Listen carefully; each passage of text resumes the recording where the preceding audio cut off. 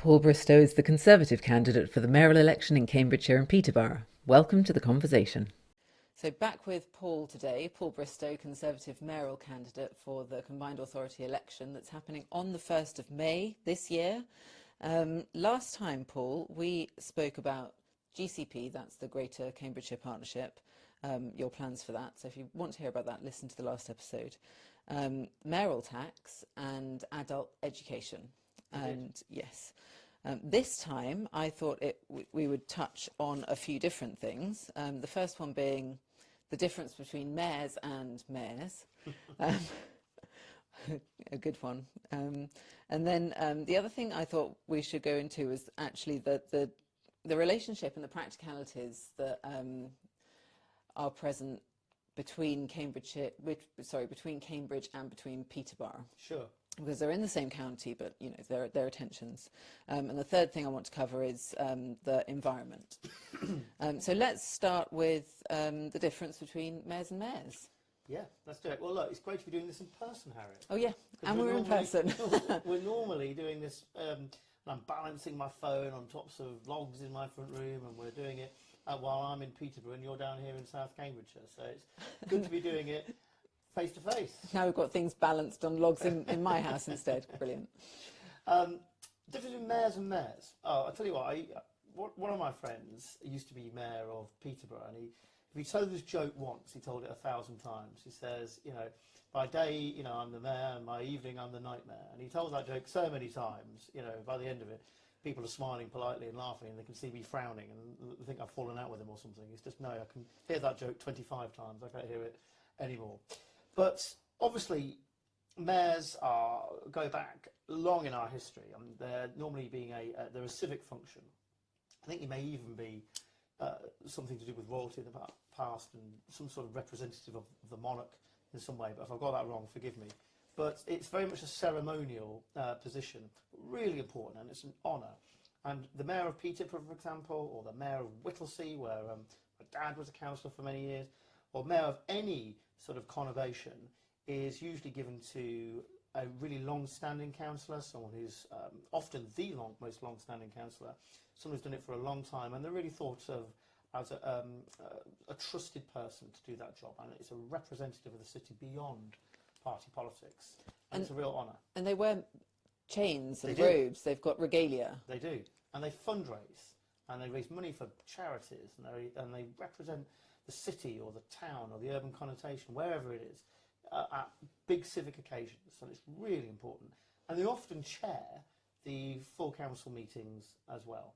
And so, you know, big role, and probably will never happen to me, being a civic mayor, because I was only a councillor for a very small period of time, but it's a huge, huge honour to do this.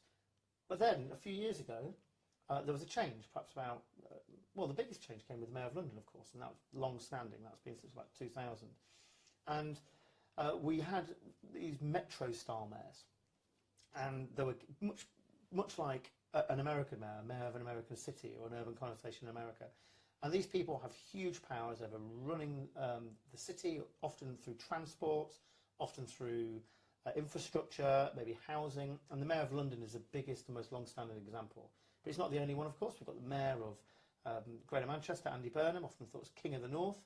We've got the Mayor of Tees Valley, Ben Houchin, great mayor. Won as a Conservative. Never charged a mayoral tax. Never charged a mayoral tax. Won in a traditionally Labour area as a Conservative.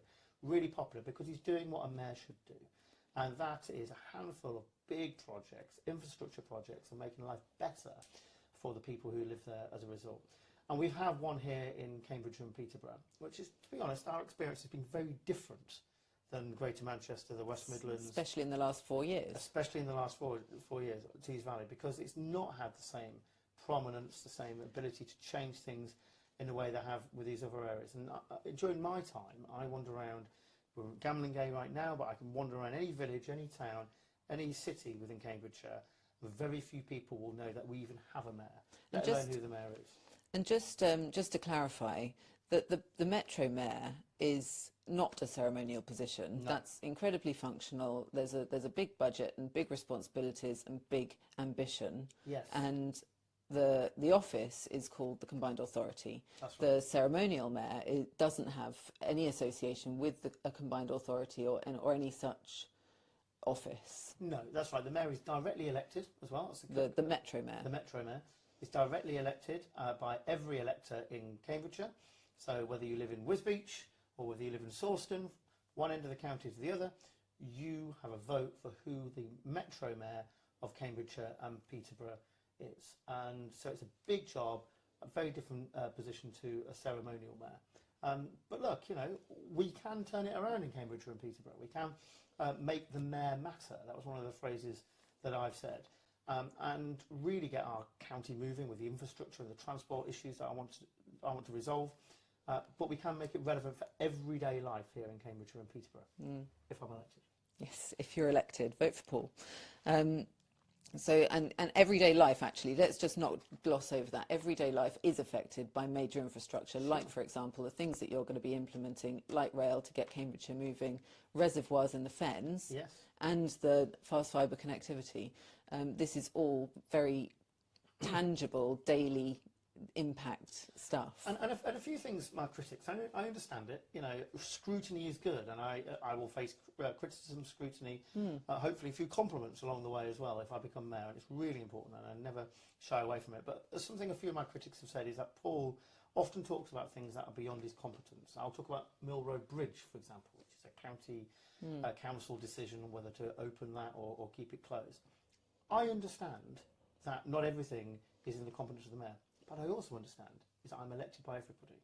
And I have a voice and I have a role and a duty to speak about things in Cambridgeshire which I think need addressing. So, for example, okay, on Mill Road Bridge, I can use pressure, my office, to bring pressure upon the county council to do the right thing and reopen that bridge. And I won't shy away from doing that. But also, let me give you another example. We've got a huge rural economy here in Cambridgeshire. Lots of farmers we rely on farmers and the agricultural economy to a huge extent in this county. Our mayor refuses to say anything about the family farm tax, the fact that this is going to have a devastating impact on so many farms across Cambridgeshire. He says it's got nothing to do with him. Well, he's complete nonsense. It's got everything to do with you as a resident of Cambridgeshire, but also a representative of everybody as well. So if I become mayor of Cambridgeshire and Peterborough, I'm going to find it my duty to speak out on issues that are beyond perhaps the official competency of the mayor, but are also crucially important for the people of Cambridgeshire and Peterborough. That's how Andy Burnham has done it, and he's Labour, okay? But that's how I'm going to do it as a Conservative mayor of Cambridgeshire and Peterborough. I'm glad to hear it. I think that's quite right. You can't just abdicate responsibility because you don't have direct power over that particular area. That's quite right. So, and that, I wonder if that. Did we come on to the practicality, the relationship between Peterborough? I think we're still on the mayor and the mayor, aren't we? Yeah. We should move on now to those practicalities between the relationship between two of the big cities, the two big cities in Cambridgeshire, Peterborough and Cambridge itself. Yeah. How they're connected, how they think of each other, and what the mayor is responsible for can do to enhance that relationship. Well, that's right, but I feel I must just add at the very start is we've got three cities, because I feel like indeed. Anna Bailey is kind of staring at me and through the back of your through the iPhone and making sure I mention Ely's importance. We have three cities in Cambridgeshire. And Ely's got free parking. And Ely's got free parking. Thanks to Anna. Thanks to Anna. And lower and council tax. Conservatives in general, in fact. But Peterborough and Cambridge are the two big cities of our county. You're absolutely right. And they're very different places. But I feel they complement one another. Let me just say why. Because Cambridge obviously has a long history of academia, with the university, a hugely treasured institution in the city.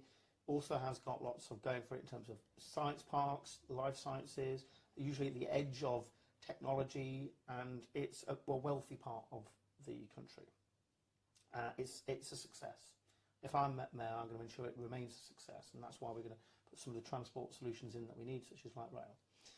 Now, Peterborough is very much more manufacturing city. It's only recently had a university which focuses on STEM subjects like science, technology, engineering, manufacturing. Maths. But indeed, and the two places can complement and should complement one another. Peterborough is full of potential.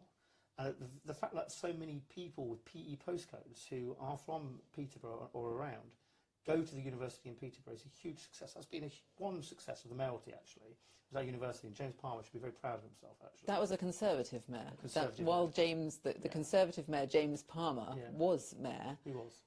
That was a big thing that he did for Peterborough. Big thing. So And he should be very proud of himself, actually. Completely agree. But just to be clear, that we had the Conservative mayoralty and for 4 years, then a Labour mayoralty, and during that time, much less has been achieved. Yeah, well, absolutely right. But that university has got transformative potential for the city, and of course that was James's vision, and it's excellent to see that kind of succeeding. I just want to mention that. But Peterborough and Cambridge can complement each other. We've just got to get that connectivity right. So I can go from Peterborough, where I was the MP, just outside, I live just outside Peterborough. I can get from Peterborough to London in just 45 minutes on the train, or 48 minutes. It will take me much, and it's obviously a significant distance. To go from Peterborough to Cambridge, it takes me much longer. And I think that's terrible. And if we can improve that connectivity, we can have two cities that complement each other. So we've got a high-tech manufacturer, science jobs in Cambridgeshire and Cambridge and everything else, but we can have the high-tech manufacturing and jobs in Peterborough as well. We can complement one another. That's my vision. It'll open up jobs, opportunities, all sorts of things when those two cities are more efficiently connected. That's right.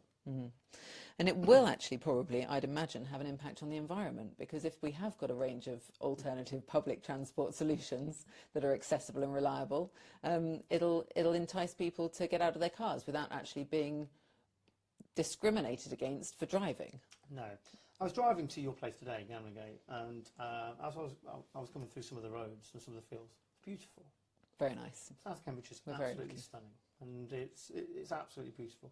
And it's important we preserve that, because the biggest threat we've got to the environment, if I'm honest, in places like South Cambridgeshire, is flooding, and we need to ensure that we invest in flood defences. I think that's where a lot of money which has traditionally been spent in net zero and climate change projects and things, I think we should be diverted to protecting ourselves from the impact of things like flooding, rather than what other projects I consider slightly virtue signalling. So that's where I think we should spend our environmental money. But it's also overdevelopment. And Angela Rayner is coming, and like winter is coming. Like the White Walkers, she is going to take no prisoners, and she's going to concrete over the whole of South Cambridgeshire if she gets the opportunity. The thing that I was a little bit perturbed to hear that she was planning to do was to remove the IEAs, the environmental impact assessment element of a planning application. Surely that's one of the most important things that we should keep. And I always hear the left, Labour, Lib Dems, whoever it is on the left always go on and on and on about wanting to protect the environment. But then you hear again from the left that they're going to remove one of the perfectly acceptable elements that protect the environment when it comes to development. I don't know if you can have an impact on whether or not that happens as mayor or not. So you're not telling me the left have been hypocritical, are you? I mean, that couldn't possibly be the situation, could it? No, look, we need to stop being a county where things happen to us and start being a county where we set our own future. And one of the ways we can do that is much faster trains connecting Peterborough and Cambridge, and we can share the benefits of development, because young people need places to live, we need more homes, absolutely. But there's also, we can share some of the burden, if you like, of excessive development in places like South Cambridgeshire. We need to densify our cities so they don't concrete over rural areas completely. But if these homes are coming, and if it is necessary, well, let's share the love a bit. And if we can connect the north and south of our county, then I think that would be a huge benefit to the people of South Cambridgeshire.